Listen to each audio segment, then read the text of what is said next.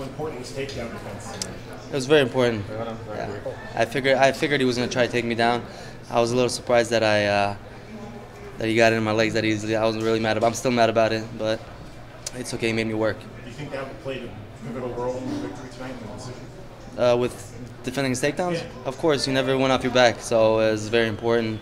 Just as a confidence stopper for him to defend his takedowns, even though he got in quickly. He had a great body lock. His hands were locked, and he threw Jason Knight around with his hands locked, and he had his hands locked around me, and he couldn't get the takedown. How important was the win for you tonight overall? The victory tonight over Lamas was very important for me. He's a veteran. It's a fight that was really reminding me of the Derek Elkins fight. With Darren Elkins, I was winning by a landslide in every round, and I kept pressing the action because I have a me mentality when I'm fighting, when I'm training. I'm very competitive, so I don't want to give the guy an inch to breathe. So it's very important to show my championship material in the Lamas fight. I was thinking about George St. Pierre. He's such a champion. He knows when to push, when to stop. So with this fight, that was in my mind, and so was the Elkins. Not over pressing, not being over aggressive. Do you feel like you've come all the way back from that fight? I mean, that was the only loss you've experienced in your career. 2 big wins in a row now. Do you feel like you've kind of got back to where you need to be from that Elkins fight?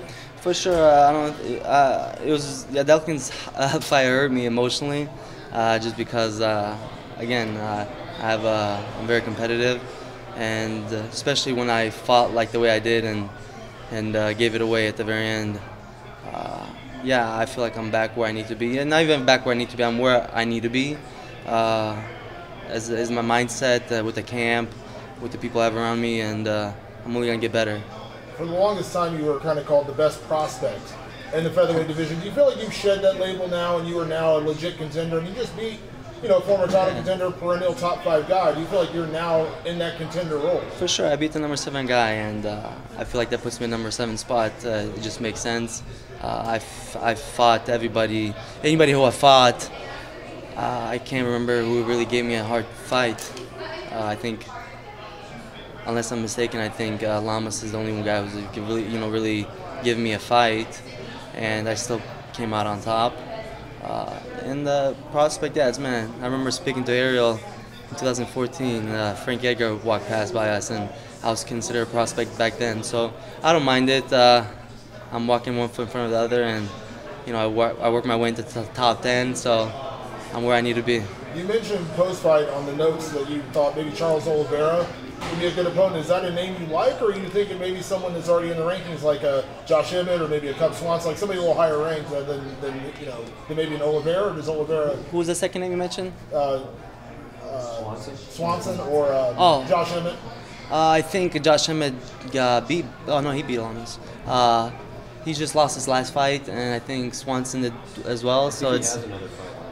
Okay, yeah, either way, they both lost their last fight, so I'd rather not fight a loser. No offense. Yeah. So Oliveira would be a more.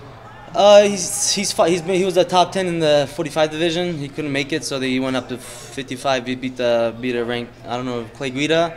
Just a fight. I overheard him saying after his fight that he wants to win the fight title at 45, and I'm right there, and if he wants it, he can get it. What's the story behind the mustache? It's not Olivier. He's a 55 in the UFC. He'd always mention to me at during the workout, man, you gotta get a stash. You gotta get a stash.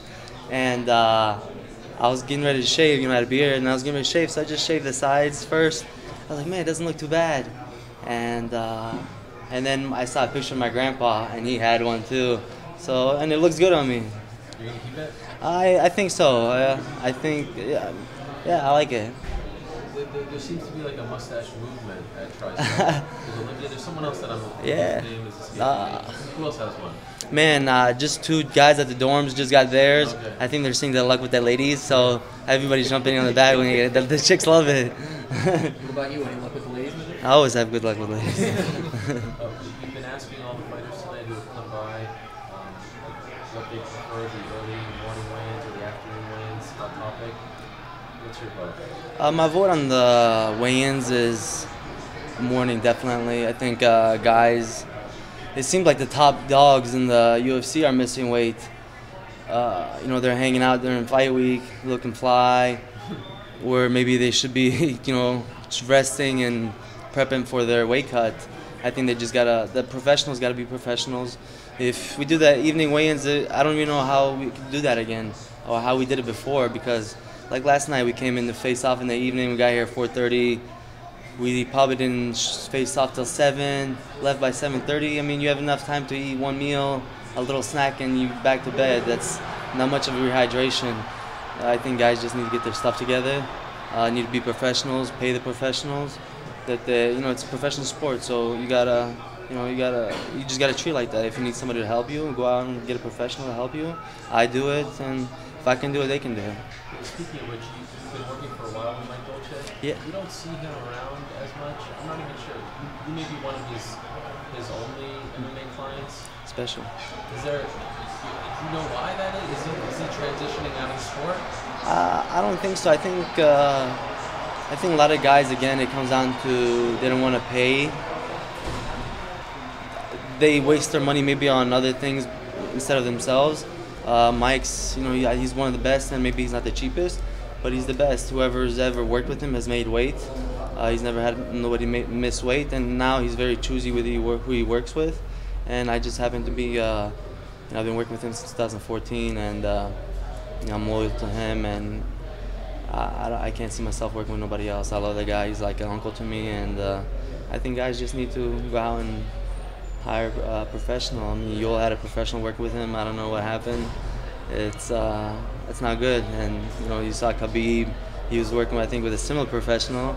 Didn't make weight. So I think guys just need to grow up. And Calvin, I saw this guy is like my size. He fights 185. I'm like, dude, I'm bigger than you. So I think guys just need to be disciplined and just be professionals, man. It takes money to make money. Congratulations. Congrats. Hey, thank you guys. I really appreciate it.